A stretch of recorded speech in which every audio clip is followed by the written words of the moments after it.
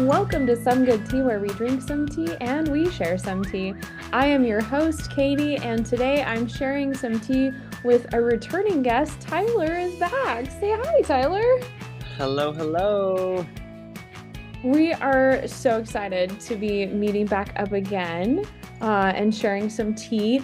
And we're actually sharing some tea that I got Tyler for Christmas. Do you want to introduce our tea?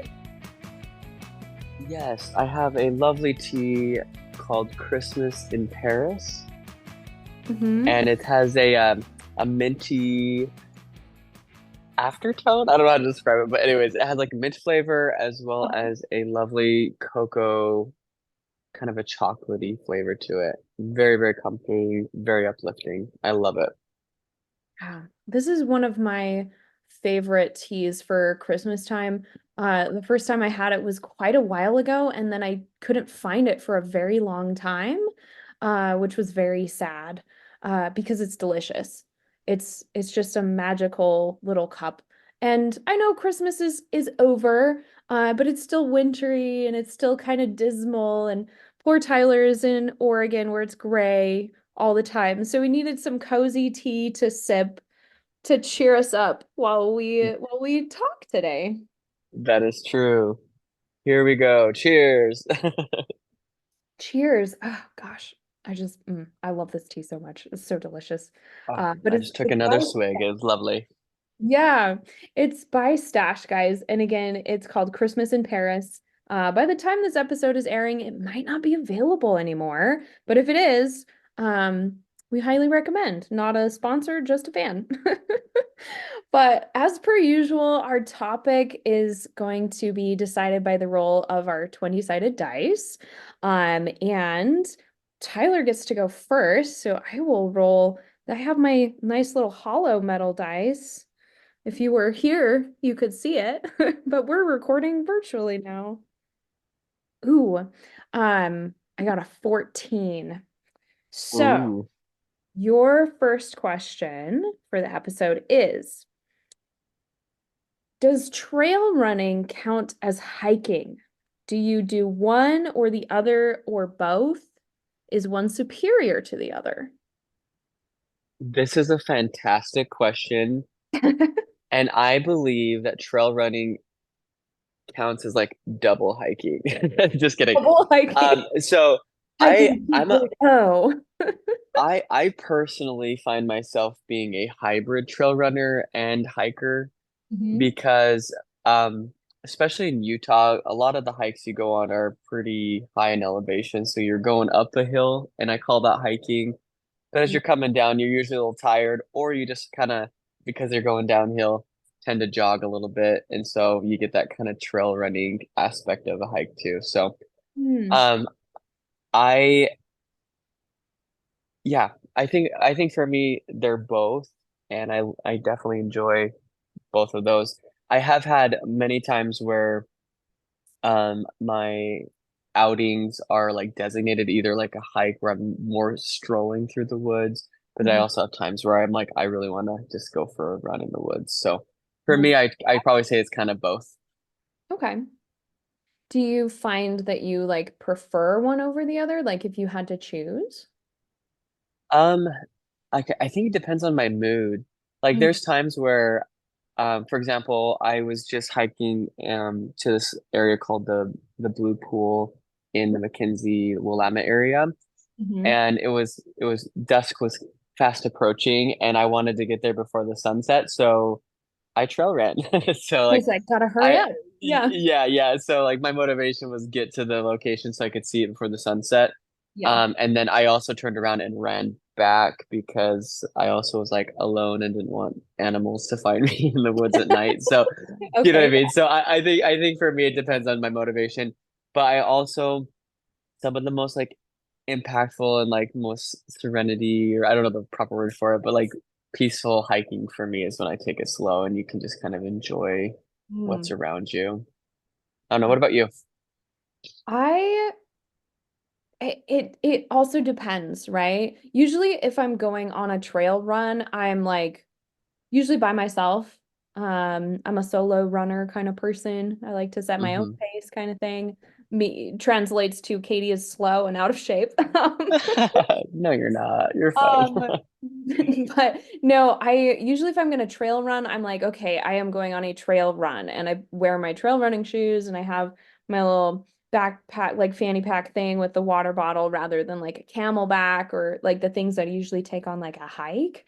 And I'm mostly going for like the view, but the training, right? Um, I I hate I hate running in like the city on like pavement. Like I hate it so much. Like I would rather run on a treadmill than run like in a neighborhood. So if the Okay. weather is good, then if I can do my training runs on a trail, I'm happier. I'm much happier. Um, so like they're two different things in my brain. Like you kind of end up, you could run on the same trail that you would hike on, I feel like, or you could turn a hike into a run, like you were talking about. Um, Especially if it's like a pretty straightforward trail, you're familiar with it, and you're either by yourself or with people that have like a similar pace, you know? Uh, Hmm.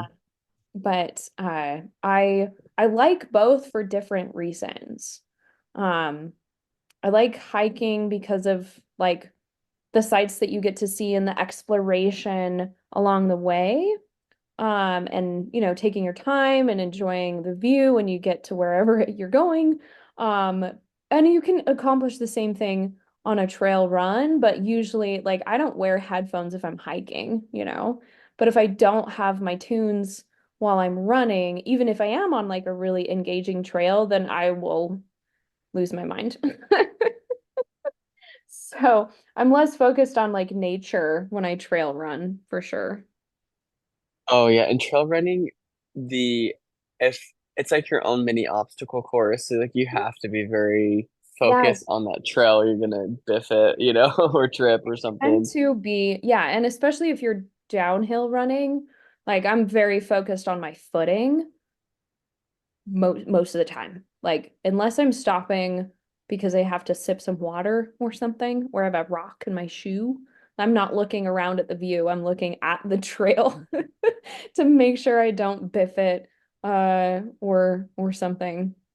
But when I'm hiking, like you're looking around, you're seeing the sights, you pay attention to the trail too, but not to the same intensity, I feel like. Yeah, So, I don't feel like one is superior to the other. I feel like they're two different things in the same like genre, you know? definitely. And I honestly I feel like because you can hybrid them together in the same outing that you just go at your own pace and you decide how you're feeling, you know, Yeah. gallop if you want to.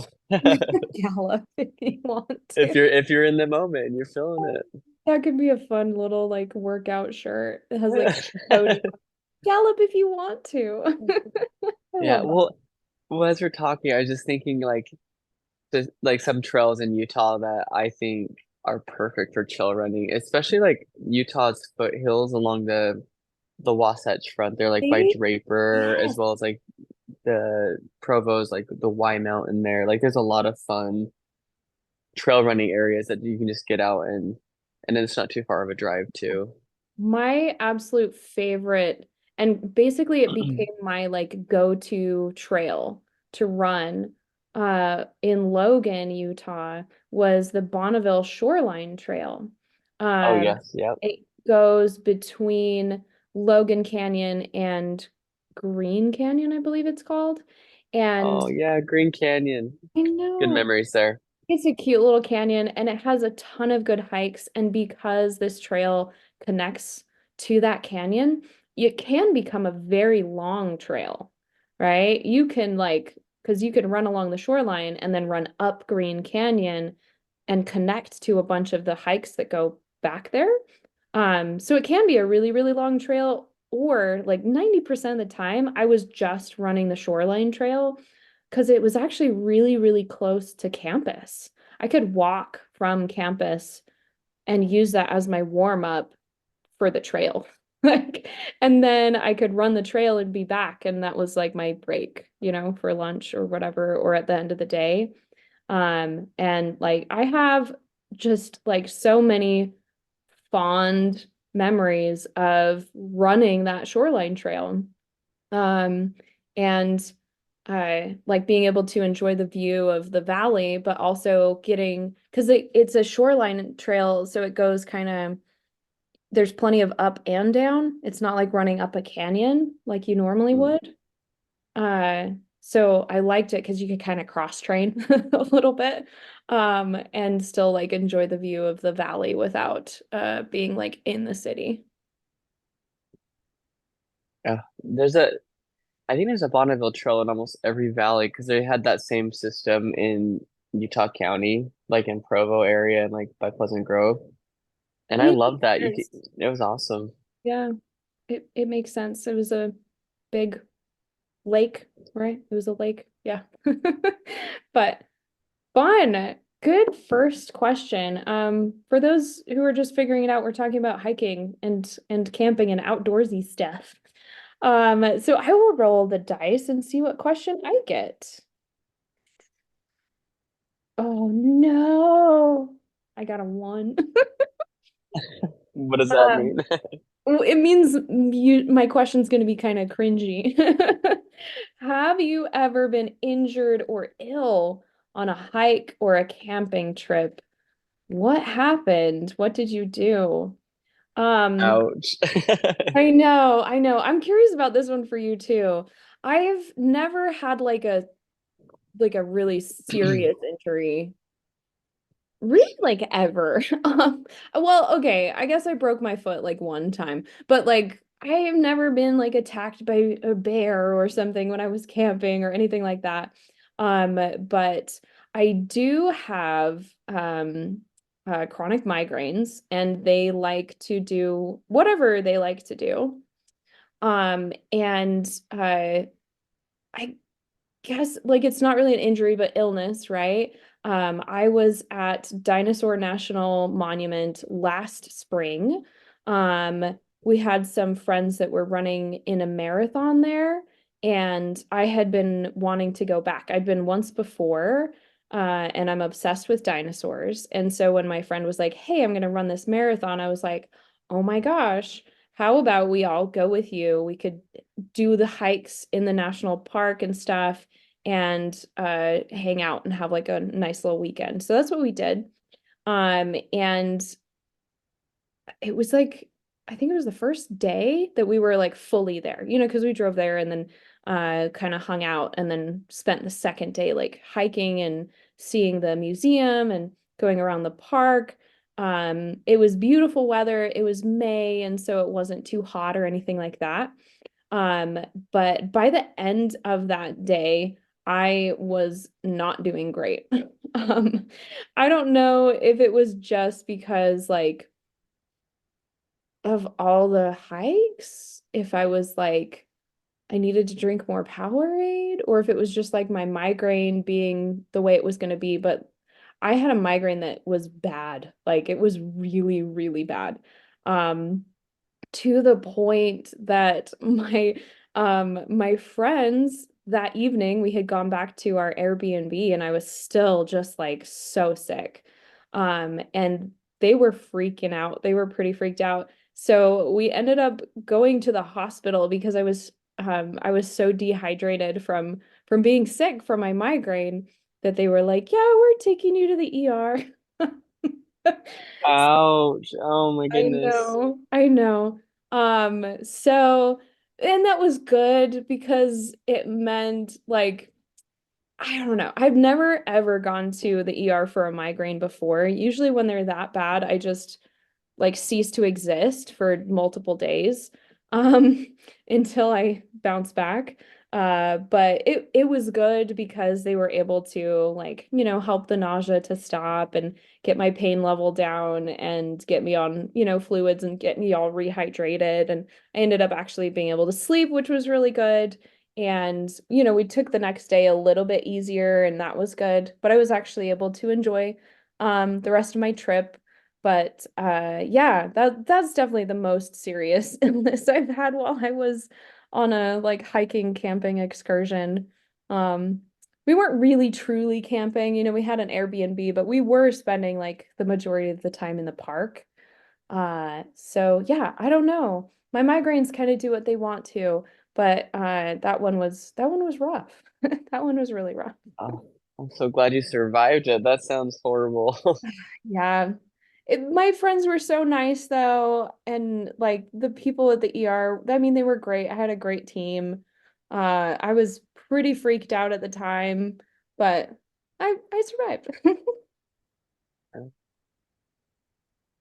Well, I'm just, as you're talking too, I was just thinking about my negative experiences, and I have two that come to mind that are kind of short, but Okay. um, so when I was younger, I was on a backpacking trip with some Oh. like kids my own age and stuff, and we were with like our I did scouting when I was younger, and so we were with our troop, and we were up at Red Castle in the Uintas, and we Wow. were on our way back, and a friend of mine at the time, we were just like in that like we're gonna lead the pack, we're gonna get ahead of everybody and get back to our truck before they did. So, Mhm. anyways, we were like maybe I'd say like a mile or half mile ahead of our group when we started going from like this meadow into these like kind of thick pine trees.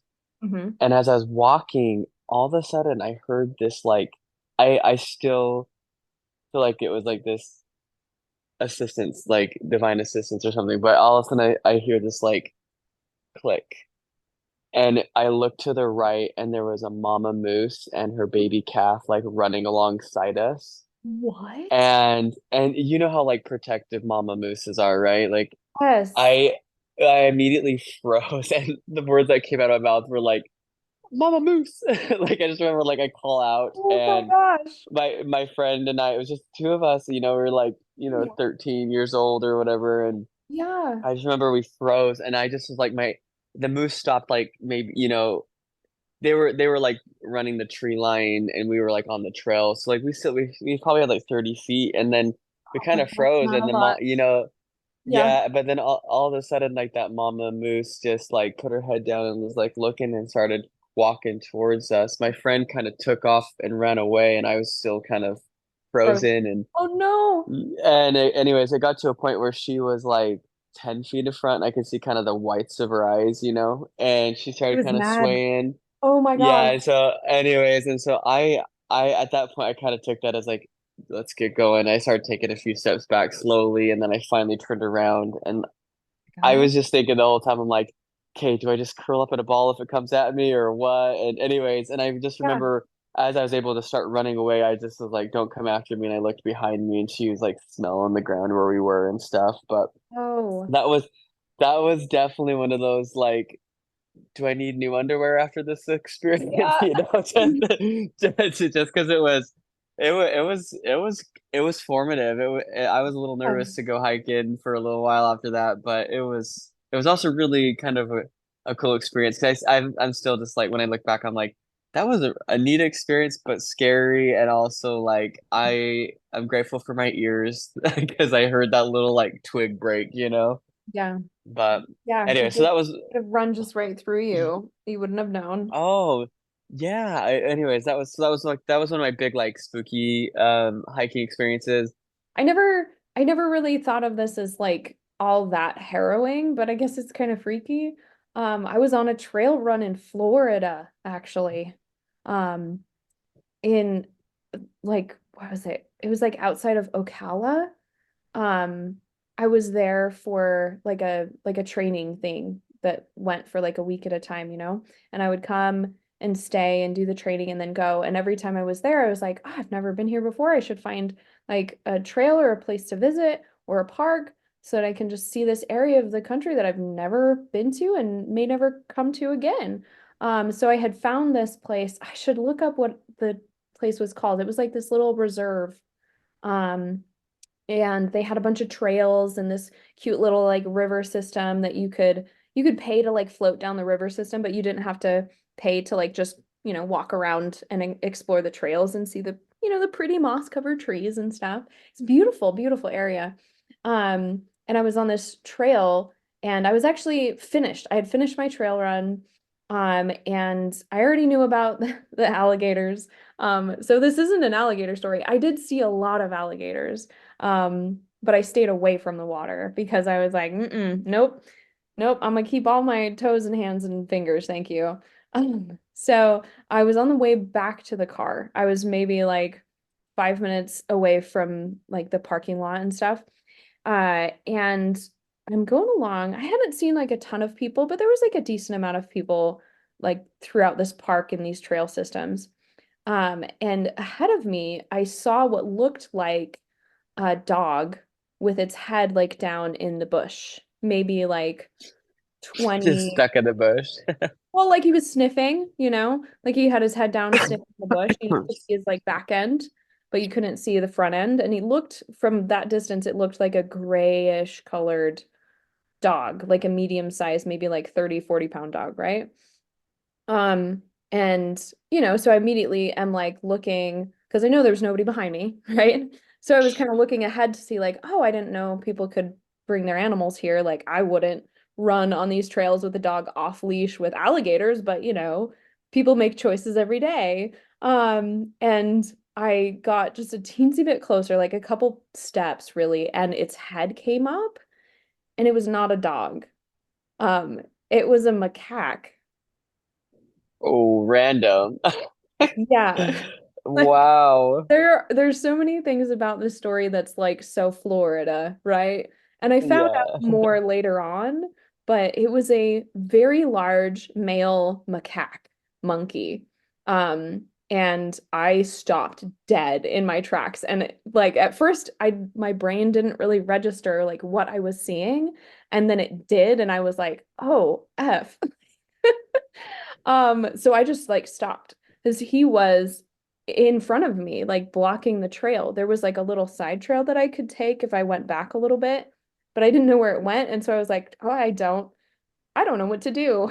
I don't know what to do And if for I all things, he could have followed you onto that side trail too, you I know? know, I know. And it was like, I know what to do for moose or bears or mountain lions. Like, what do you do for a macaque? Like, I don't know. Right. That would be so scary. It was pretty freaky. And so like I think we both kind of like saw each other and kind of freaked out at the same moment because he like looked up and then kind of did this like whoa kind of thing. And then he like kind of like shouldered up and like took this like stance and I was like, okay. So I just started backing up. I just started backing up. I was like, I can't turn my back on this thing because who knows what it will do. But I'm just gonna back it up. I'm just gonna back away and go to that side trail and go wherever it takes me. So, and he did charge me. He rushed forward maybe like 5 or 10 steps. But I was far enough back at that point. He was just, he was seeing if I was bluffing, trying to get his spoof on. But it was freaky. I Oh, wow. I'd seen them in zoos, and on nature documentaries, but those are not native to Florida, and I didn't know what to do. So I just backed out of there. And once I got to like the side trail, I just kind of kept backing sideways to keep an eye on him. And then as soon as I was out of sight, I like booked it. And thankfully that trail kind of wove around and came to the backside of where the parking lot was. As far as I know, he didn't follow me. But instead He's of like in the bushes looking through them at you once you I drive know, away. instead of cooling down from my run, I had warmed back up again. Oh my gosh. But Yeah, I yeah, mean, later you're on. right. Yeah, so I was just gonna say, like, Yeah. unless you get some special training, like you're never really prepared for a wild monkey on a hiking Yeah. trail, you know? This thing was substantial, like very large. Well, if we ever go to Florida, you'll have to take me there because I would love to see the I'd love I to see them would there. actually love to take you there. We should be careful though, because it was pretty, it was very aggressive. Oh, I imagine. Oh, fun times. Well, I think we have some time for a couple more questions. I will roll the dice for you. Ooh, here we go. See, that is an 8. have you ever been hiking somewhere you should probably never have gone to in the first place?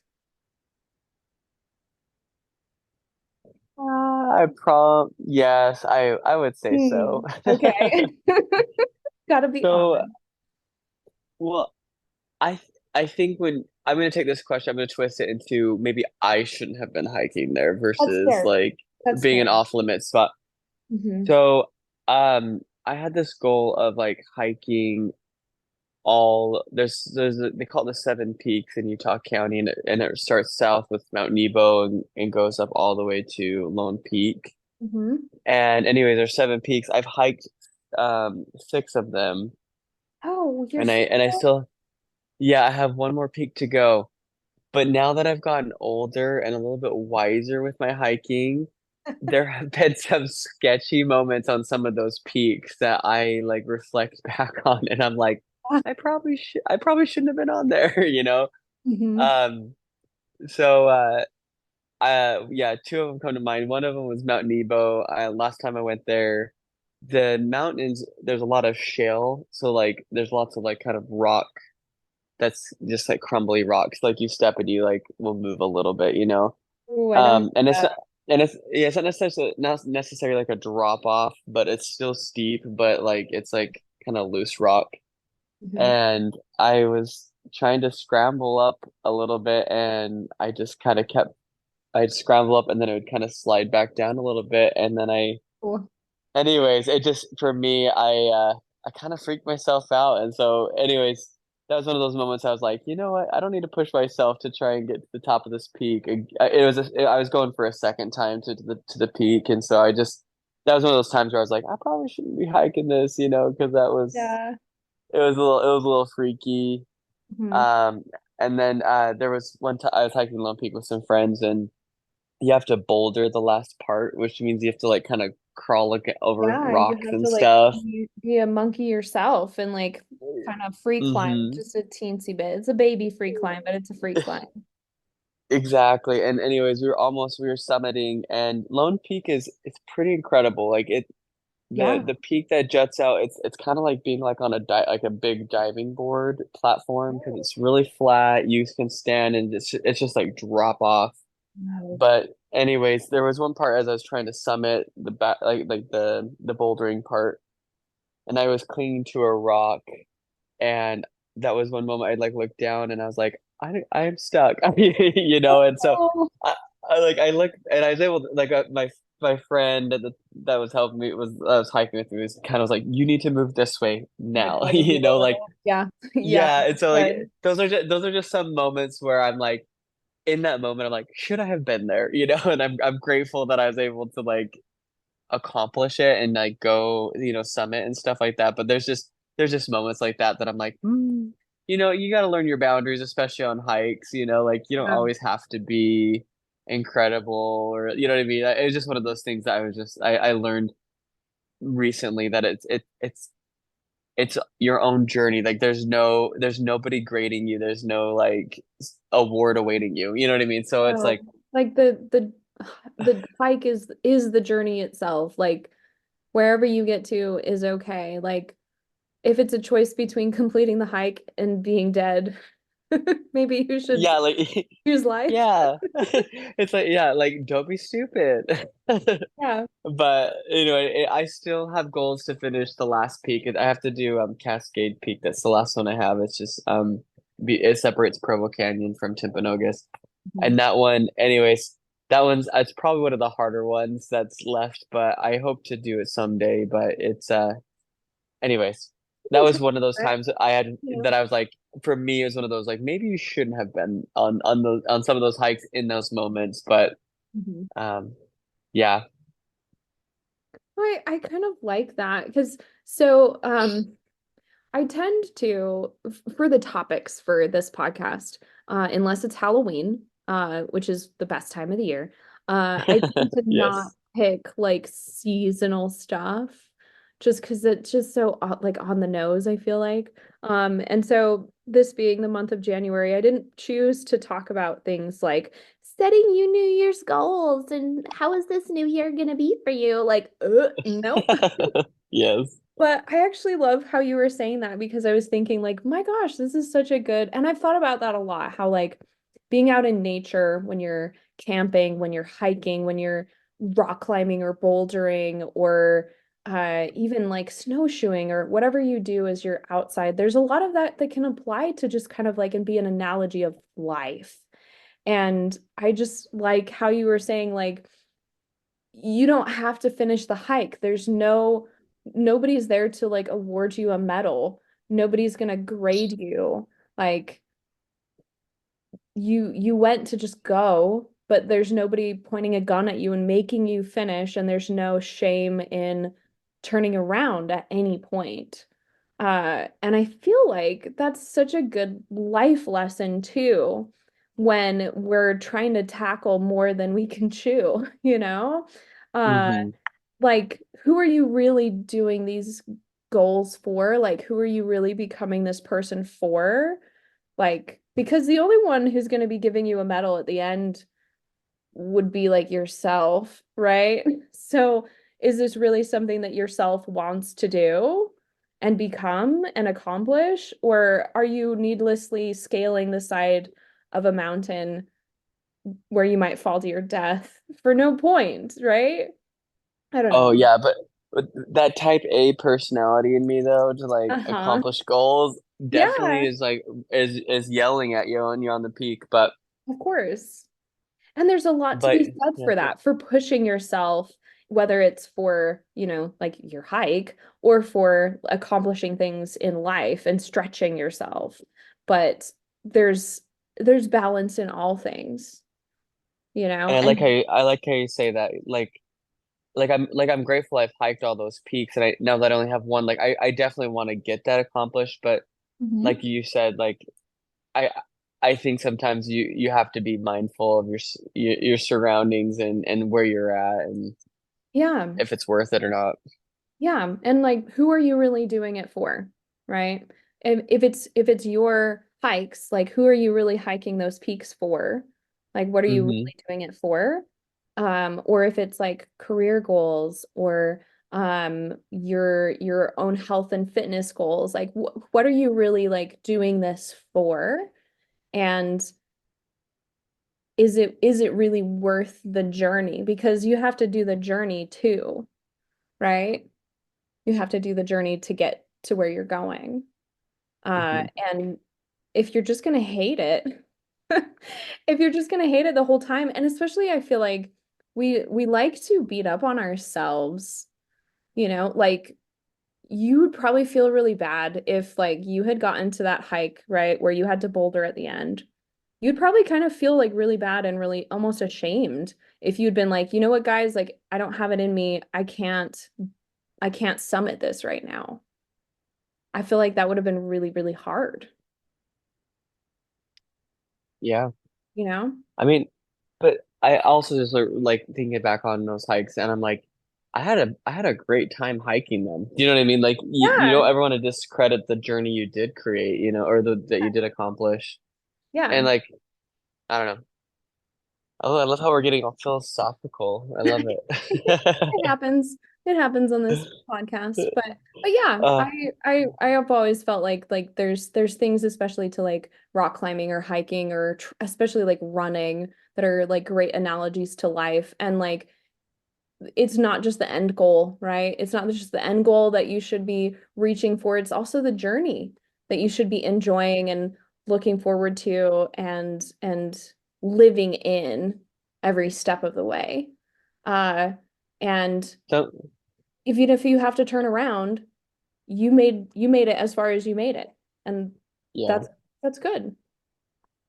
That's good. So like some of my favorite hikes that I've done with you are just like when we go in hammocks. You know what I mean? We go and Yeah. we Yeah. hike until we find a good spot, and then we relax and we turn around. And Hmm. I think our your approach to nature is like, yeah, there's sometimes you were on a trail run, you want to go work out, you want to get that energy, the exercise in, but then other times it needs to be a therapy, it needs to be relaxing, it needs to be, that discovery and excitement that way too. Yeah. More of like a meditative, introspective. awareness exercise almost. Uh, Hmm. and both are good and both are valuable and both can, just teach you things about life. But yeah, no, I like that. I like that. I want you to finish hiking those peaks. You were so close. You got one more to Well, go. I bet you could do I, it. I bet I could too. I just, I have to like, it's like 13 miles, and I'm like, I just gotta get It's a back in long one. shape with, yeah, I'm gonna have to put a little bit more effort to finish it. And anyways, I did attempt to do it once, but the weather got so bad that it was like too windy, and Yeah. anyways, I made it to like the saddle, and Hmm. I probably had to, anyways, I just was like, I'll turn back, and I did because it was getting too dark. It was just getting too bad of weather up there, It but can be kind of an I art will form accomplish. doing those kinds of hikes too, because you have like the weather can play such a huge point in it, the time of year. Like it's not just like, oh, am I capable enough? It's like, is the mountain gonna let me get there? You know? Exactly. Yeah. Yeah. But I bet you could do it. I bet you could. Well, let's roll the dice one more time and see what we get for our last question. Um, this is, what is that? Oh my gosh, this dice. That is a 9. Glamping versus camping. What's the difference in your Ooh. eyes? Which do you prefer? Have you done both? Well, I think we both I don't know. I've done both. I don't know. Have you done both? I have gone glamping one time, uh, and it was fantastic. I know as we get older, we're like, do I really want to be dirty? Do I really want to sleep on a rock? You know what I mean? You're just like, Yeah, there, yeah, but there's I am at, okay. Yeah, go ahead. Go ahead. sorry, I was just saying, I'm like, at my ripe age now, I have found You're that right. I I enjoy a glamp setting where I'll go out and hike from sunrise to even sunset or even in the dark, whatever. But Yeah. when it comes to like the comfort, I want to have a comfortable, warm sleeping spot, Hmm. and preferably, I not like freezing cold. You know what I mean? Like I Yeah. just, you know what I mean? Yeah. I've done it all, but I just it's hard when you're sleeping in the cold and your hip is like numb from laying on the hard ground. You know Yeah. what I mean? That's true. That's true. Um, I I really like roughing it camping for, reasons, right? But I also the one time that I've gone glamping, I really liked. I kind of did it out of just necessity for needing a place to stay. And I was like, well, this seems like nice. And it's kind of like camping, but kind of not. So we'll give it a try and see. Um, I I think it depends on your goals and what you're doing this trip for, and what you enjoy. Because yeah, like if you're gonna spend all day and like sun up to sundown, well into the dark, like out in the wilderness, sweating, climbing up sides of mountains, traipsing through lakes and rivers or wherever you are. And then you want to sleep in an actual bed after having showered in an actual shower, and the bed just happens to be like in this cute little like yurt situation. I don't feel like you should feel ashamed of that at all. Like I don't feel like you should be ashamed of that at all because, like, then you're gonna be really well rested and you can go and do your like little adventure again tomorrow without your numb hip. Exactly. Um, Oh man. yeah, yeah. But I do really like have so many fond memories of like the roughing it camping thing of like if you're lucky you have a sleeping pad that you brought along or whatever. But I've never had a hard time like fully just passing out on the hard ground. Like I've Yeah, it's never had a hard time with that. man, I learned the hard way when I was living in Canada, I went like camping at like this like group camp out and I didn't have a tent, so I was like, I'll just sleep in the back of my friend's truck on like the bed or whatever. Anyways, Yeah. camping in humidity is not good if you're like wearing the same clothes and stuff. Like I just remember shivering, like I don't know. Anyway, I'm just thinking back on like some of those like Yeah. roughing it moments, and it's like, no, I definitely prefer glamping if I can, and Mhm. then you can still enjoy the outdoor activities too. You don't have to suffer. That's fair. Well, and I feel like too, anytime I've done like tent on the ground camping, I've always been like I have a really good tent. I have really good sleeping bags for like different weather and stuff. So I've never been in a situation where it's like, well, I've got me and I've got like my friend's truck and this one blanket and we're just gonna make it work, you know? So like there's an aspect to like making camping more enjoyable and still calling it camping and not calling it glamping. Um, but there's a lot more work and effort that goes into it for sure. Like, you know, like if you want hot water the next morning, you better know how to make and start a fire and you better have you know, like your little camping teapot or whatever. Um, but yeah, I've been lucky that I've always like either been with the right people who had the stuff or I have since gotten my own things. But my one experience glamping, I've loved it. I've absolutely loved it because it gives you all of the like shoot, dude, I had Wi-Fi. Like I had freaking Wi-Fi and I was playing Dungeons and Dragons with my friends online in a tent outside of Yellowstone. Like That's so cool. I felt so cool and I want to go back there real bad. Um but I know like me I would have still had just as much fun roughing it camping. I was traveling alone, however, which is part of the reason why I chose to camp in the setting that I did because there was other people and it was less sketchy. Um but I don't think anybody should hate on one or the other. I really, really like camping.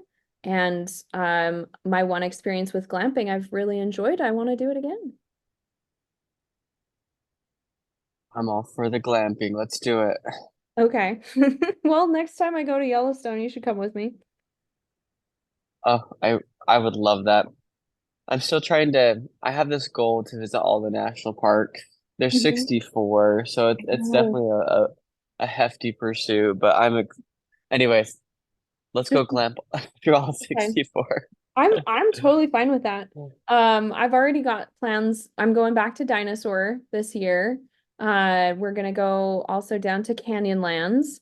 And Oh, I've never awesome. been to Gunnison before, but we're gonna go to the Black Canyon of Gunnison, and I'm really excited about that. So there's still more time. It's just the beginning of the year, so we can make plans. We could go on adventures. We could get chased by Yeah, we could. Yeah, we can meet a couple mama moose along the way, right? yeah, meet some moose, maybe go to Florida and find those freaking macaques. Oh, uh, but can I just say, yeah. I think hiking is one of the best activities because you like we talked about this whole time. Like, there's so many fun adventures from adventuring, Yeah, and it's therapeutic, it's good exercise, and there's just something powerful about being in nature that just does the mind real good. So I agree. 100%. despite the the ups and downs, like it's so worth it. Absolutely. Absolutely. Well, thank you so much, Tyler, for being on another podcast episode. This is all we have time for today, guys, but we will talk at you later. Thank you.